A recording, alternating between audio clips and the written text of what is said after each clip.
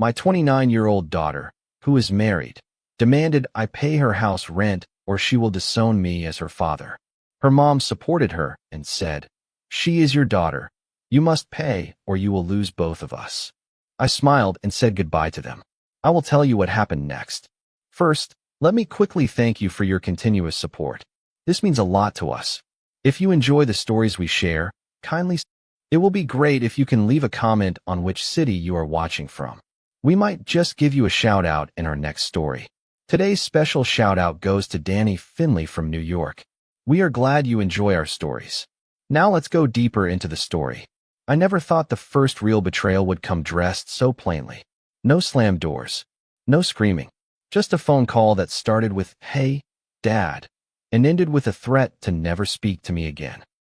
My name is Carl Henderson, and for most of my life, I was the guy everyone counted on. Quiet, reliable. I worked 35 years in logistics, paid off the mortgage early, never missed a birthday. I'm not flashy. I don't make speeches. I just show up. That was the role I played. For my wife Marcia, for my daughters, for everyone. But somewhere along the way, I think they forgot I was a person too.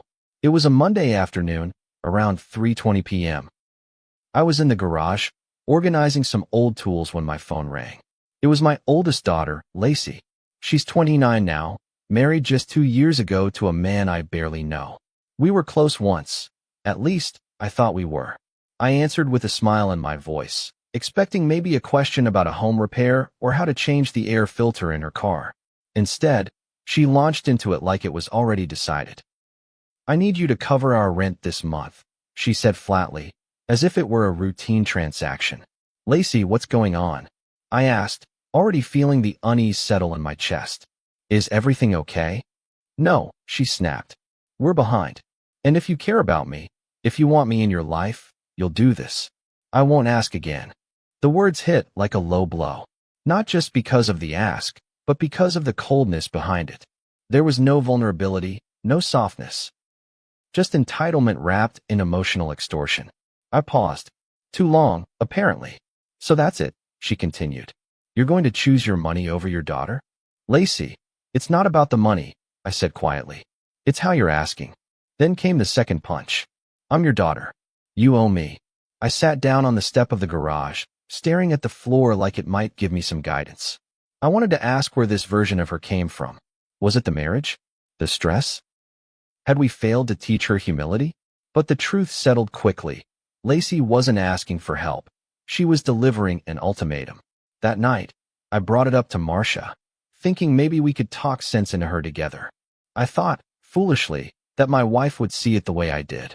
"She's your daughter," Marcia said without hesitation. "And if you let her walk away over something so small, then you'll lose both of us." I blinked. "You're siding with her? She's family. You must pay. Period."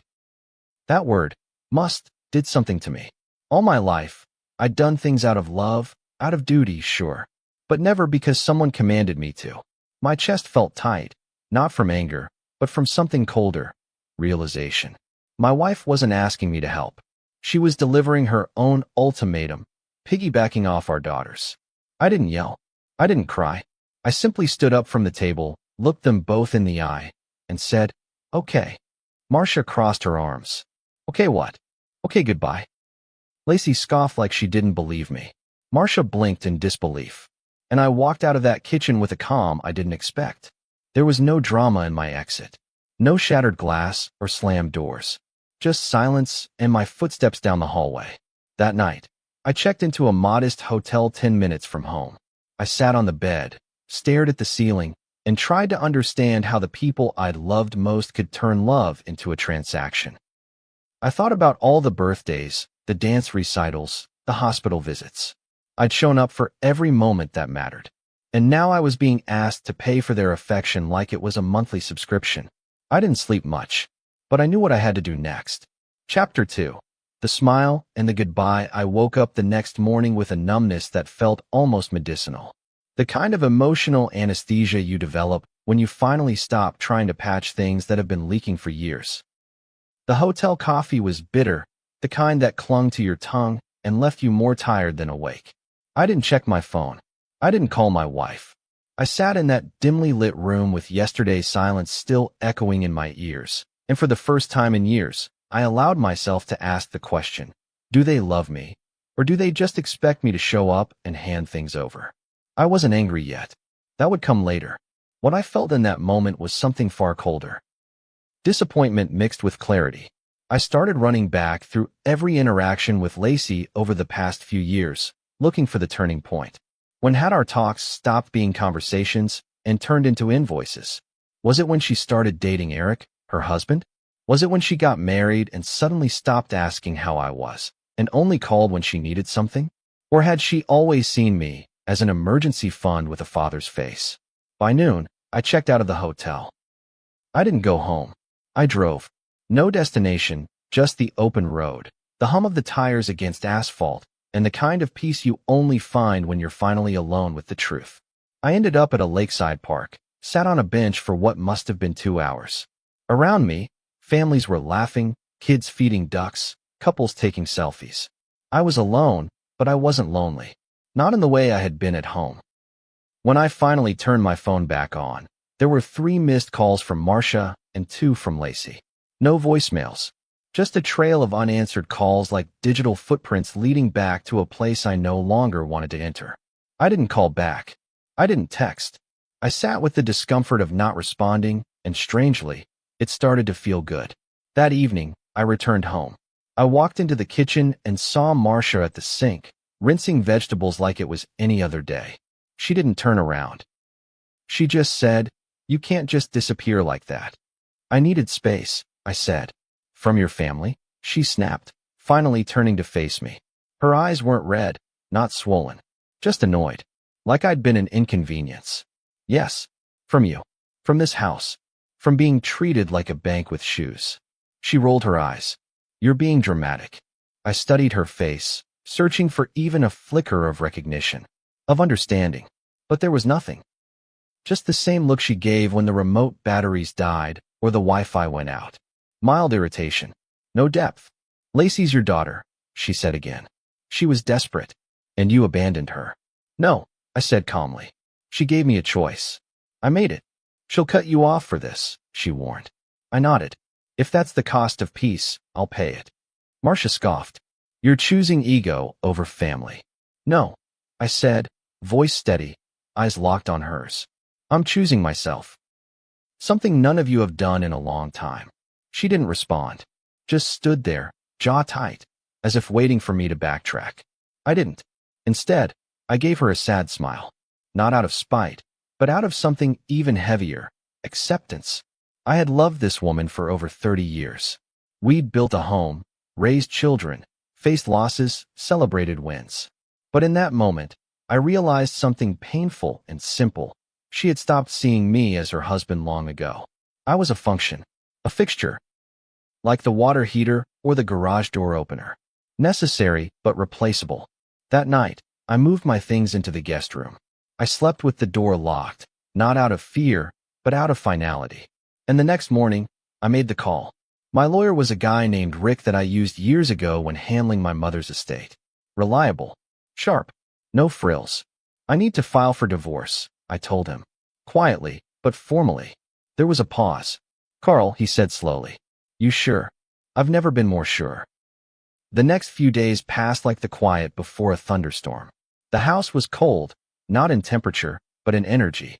We didn't speak unless necessary. Dinner was eaten in separate rooms. Marcia stopped looking at me like a husband. Now I was just an obstacle. A man who'd said no when she expected obedience. Then, 7 days later, I stood in the driveway, watching as the courier handed her the envelope. She opened it, and her face drained in real time. First confusion, then panic, then fury. She turned to look at me, papers in hand, mouth slightly agape. "You filed," she gasped. "You actually filed?" I didn't flinch. I didn't yell. I didn't offer some self-righteous speech. I just said what needed to be said. "You can't threaten me. I will always choose my peace." She blinked. For a moment, she looked small, not the woman who had demanded obedience, but a person realizing they'd pushed too far. I didn't wait for a reply.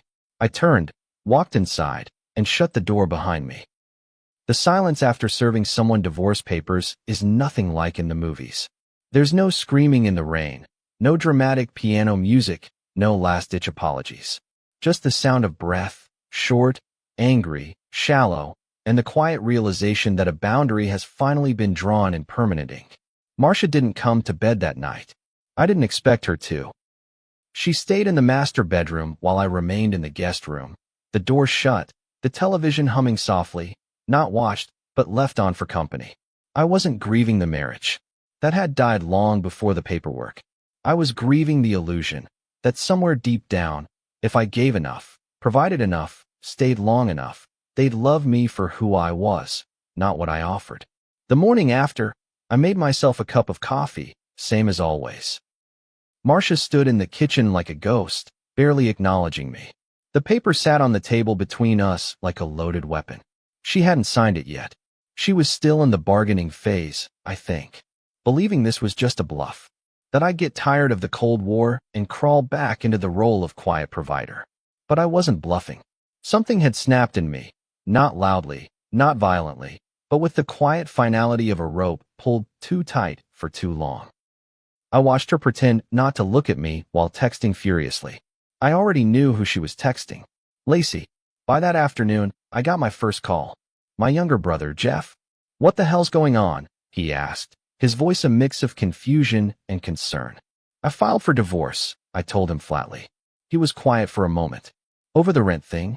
"No," I said. "That was just the final straw." Jeff sighed. "You want to talk?" We met later that night at a bar just outside town. Dark, quiet, familiar. We sat in a booth near the back, nursing beers like old men. I told him everything. Lacey's demand, Marcia's ultimatum, the years of being taken for granted. Jeff nodded slowly. "Man, I always thought Marcia was a little, how do I put it, domineering. But I figured it worked for you. Guess I was wrong." I shrugged. "I let it work for too long. That's on me." He clinked his bottle against mine. Better late than never. But not everyone took it that way.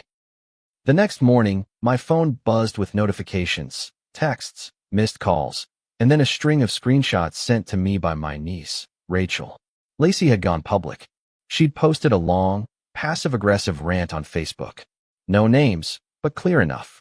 When your own father abandons you in your time of need over money, you realize who really loves you. Comments poured in, supportive ones, angry ones, and the worst kind.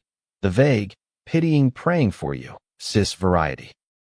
A few extended family members messaged me privately, asking for my side. I didn't respond. What bothered me wasn't that Lacey aired our dirty laundry. It was how she twisted the story. Not a word about the threat. Not a mention of her demand.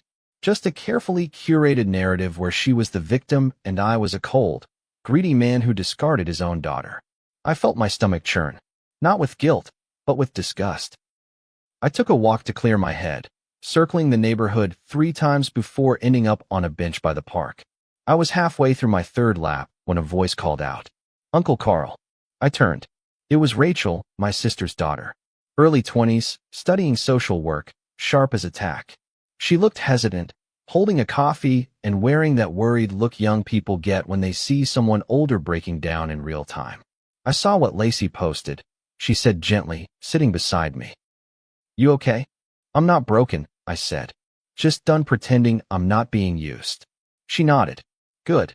That one word, good, hit deeper than I expected. Not because it validated me, but because it was the first time someone said it out loud without making me feel like a monster. "You don't owe anyone an explanation," she added. "But I'm glad you stood up for yourself. A lot of people never do." We sat in silence for a moment. Then she asked, "Do you think you'll ever speak to Lacey again?" I didn't have an answer. I still don't. Later that evening, Marcia approached me in the hallway. She didn't knock. She just opened the door and stood there, arms crossed, face tense. "So this is it?" she asked. "You're really going through with it?" "Yes. And you don't even care what people are saying?" "I care more about what I'm feeling for the first time in years." She let out a dry laugh. "You're throwing away 30 years over one disagreement." I stood. "No. I'm walking away from 30 years of being expected to carry everyone else's emotional debt." She opened her mouth to reply, then closed it. Something flickered in her eyes, maybe recognition, maybe fear. I didn't push. I simply said, I won't be the villain in your version of this story, but I also won't stay in it. And I walked past her. I hadn't expected the ripple effect to hit so fast. One moment, I was reclaiming my peace. The next, I was the center of a whispered scandal stretching from church pews to cousin group chats. People I hadn't spoken to in months suddenly had opinions, and none of them asked for context. It wasn't just Lacey's post anymore. It was the story being passed around like a shared casserole dish. Carl left his wife because he wouldn't help his daughter. That's how it started. The narrative didn't need to be true. It just needed to be juicy. I stopped attending church after overhearing two women at the back whispering as I walked in. He's the one who kicked his daughter out over money, one said, loud enough to make sure I heard. I turned around and left before the first hymn. That Sunday, I drove aimlessly for hours, windows down, trying to shake the feeling of being a villain in a play I never auditioned for. I wasn't ashamed. I was just tired. Tired of being misunderstood, tired of the whispering, tired of realizing how quickly people chose sides without asking why I'd finally drawn the line. Back home, things had shifted. Marcia stopped pretending we were in a Cold War. She started fighting back. Passive-aggressively, of course. She left bills on the kitchen counter addressed to both of us. She forgot to wash my clothes when she did laundry. She even invited Lacey over without telling me. I came home one evening to the sound of her voice drifting from the kitchen, that high, tight tone she used when she was trying to be the bigger person. I didn't walk in. I didn't want to see her, but I couldn't unhear the words. He's changed, Lacey was saying. Like he doesn't even care anymore. It's like he's cold. I know, Marcia replied. It's like he's not even your father. That stung. Not because it was untrue, but because it was so easy for them to erase me once I stopped complying. I waited in the garage until she left. Then I walked in, grabbed a beer from the fridge, and said nothing. Marcia didn't look up. She just said, you know she cried herself to sleep last night. I took a sip. So did I. She glared at me, furious that I wouldn't bend, that I wouldn't apologize for choosing peace over performance. The next morning, I found a voicemail from Lacey. Her voice was low, shaky. I don't understand what happened to you, Dad. You used to be kind. You used to love me. Now you're punishing me because I asked for help. What happened to you? I sat there, listening to it 3 times. Then I hit delete. What happened to me? I stopped abandoning myself to make everyone else comfortable. That weekend, Rachel came by again, this time with lunch and a small potted plant. I figured your kitchen could use something green, she said with a smile. She was the only one who didn't treat me like I'd gone rogue. She offered updates. Some family members were concerned, others were disappointed, and a few, quietly, were proud. You know, she said as we ate. It's kind of wild watching someone do the thing everyone else is too scared to. What's that? I asked. Walk away. Her words echoed later that evening when I finally sat down and wrote a letter to Marcia. Not because I wanted to mend things, but because I needed to be clear. I wrote that I would be moving forward with the divorce, that I didn't hate her, but I no longer recognized the partnership we once shared. I reminded her that peace isn't something you can demand from someone else while holding a knife behind your back. I left it on the table before going to bed. The next day, it was gone. No response. Just silence. Then, a text from Lacey. You've made your choice. Don't ever contact me again. I stared at it for a long while. My finger hovered over the keyboard. For a split second, I thought of responding, explaining, maybe even apologizing, not for the decision, but for the pain. But I didn't. I locked my phone and looked out the window, where the sun was setting over our overgrown backyard. The light cast long shadows across the fence line, and for the first time in weeks, I noticed how quiet everything had gotten. Not lonely, just quiet. And quiet, I realized, was a start. She didn't knock. That was the first sign. Just opened the front door and stepped into my living room like it still belonged to her. Lacey had always moved like that, like the world owed her space, and she never needed to ask for it. She stood there in the doorway, arms crossed, eyes already brimming with accusation. Her hair was pulled into a tight bun, the same way she wore it when she was a teenager and needed to feel in control. Behind her, The sun spilled in across the hardwood floor, casting a long shadow that made her look taller than she was. She didn't say hello. "You really served Mom divorce papers over this?" she asked, her voice shaking with restrained fury. I looked up from my book and set it down slowly. I didn't stand. I didn't offer her a drink. I wasn't playing host. Not anymore. "I served your mother divorce papers because this family stopped being a partnership the moment I was given ultimatums instead of love." She let out a short, disbelieving laugh. "Oh, so now you're the victim?" I didn't blink. I didn't say that. Her jaw clenched, and for a moment, she looked less like a grown woman and more like the little girl who used to run to me when she scraped her knees. "You know what hurts the most?" she said, voice rising. "It's not that you said no. It's that you didn't even care how desperate I was. You just walked away." I stood then. Slowly, deliberately. My knees cracked the way they always did now, a reminder of how many years I spent kneeling to fix things that were never mine to break. "You asked for money," I said quietly, "but what you handed me was a threat. You said you'd disown me. That's not desperation, Lacey. That's coercion." She blinked, taken aback. "If you had come to me with tears," I continued, "with a humble heart, or even just with honesty, I would have moved mountains for you. I have before. But you didn't ask. You demanded. You didn't need a father. You needed a sponsor." Her face flushed red, and I could see the words catching in her throat. She stepped forward, hands clenched into fists at her sides. "You don't get to rewrite history," she spat. "You weren't perfect. You were always distant. Always quiet. You think just because you paid for things and showed up at recitals that makes you a good dad." "No," I said. "What makes me a good dad is that I still showed up even when none of you saw me." We were both breathing hard now.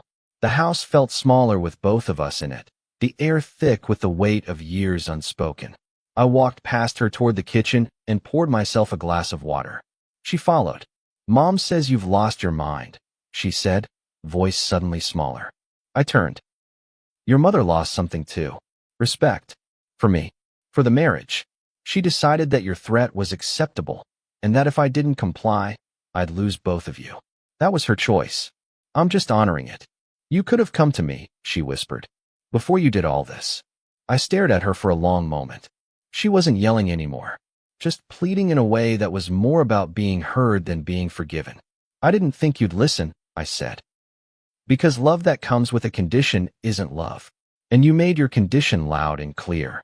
For a moment, I thought she might cry. Her lips trembled, and her arms wrapped around herself like armor. Then she turned away. "I can't believe you," she said, walking toward the door. "You're really choosing yourself over your family." I didn't follow her. "I'm choosing sanity over sacrifice," I said calmly. "Peace over performance.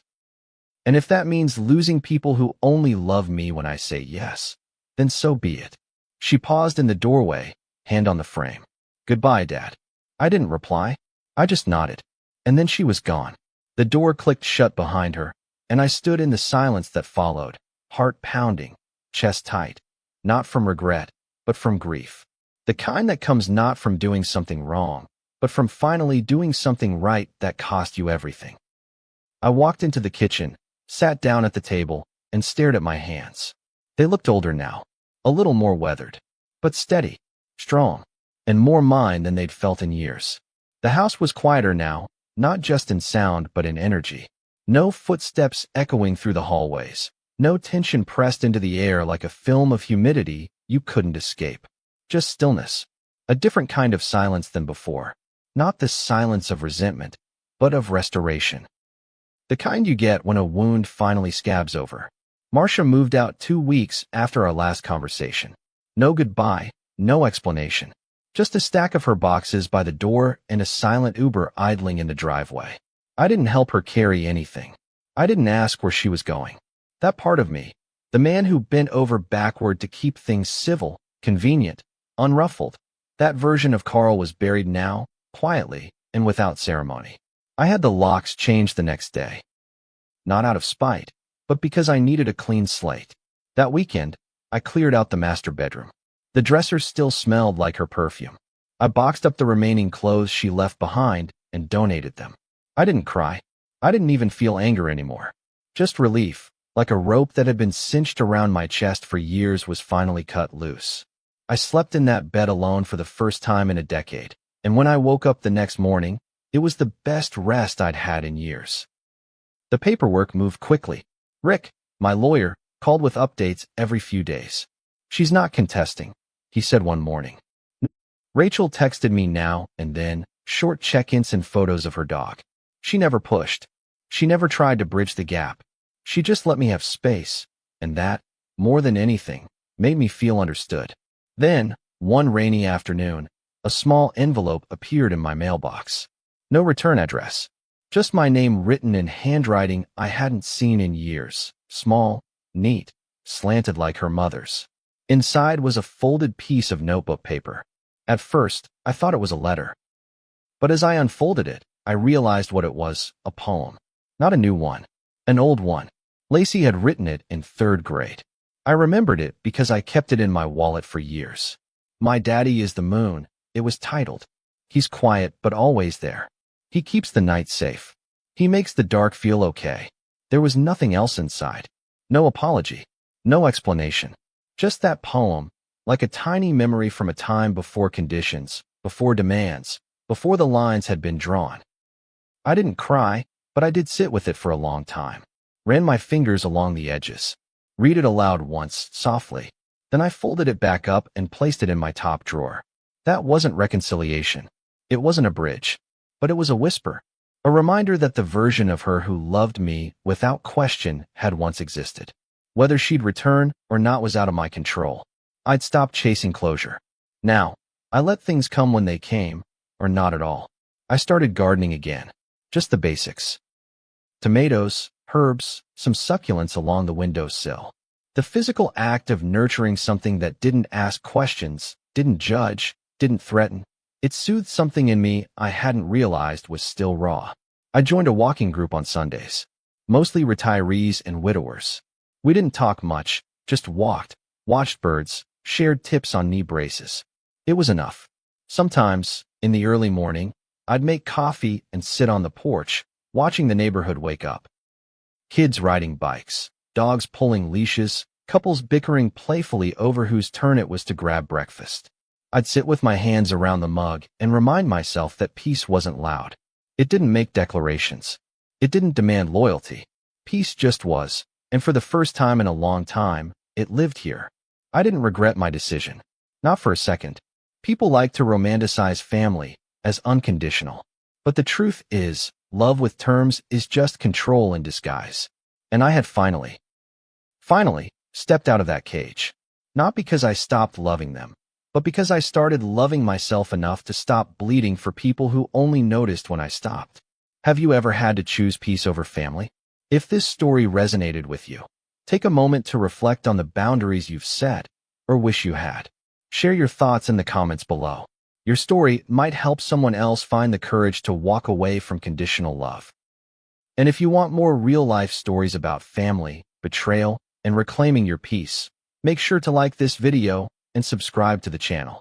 Your support helps us keep telling the truth, one chapter at a time. See you soon in the next story.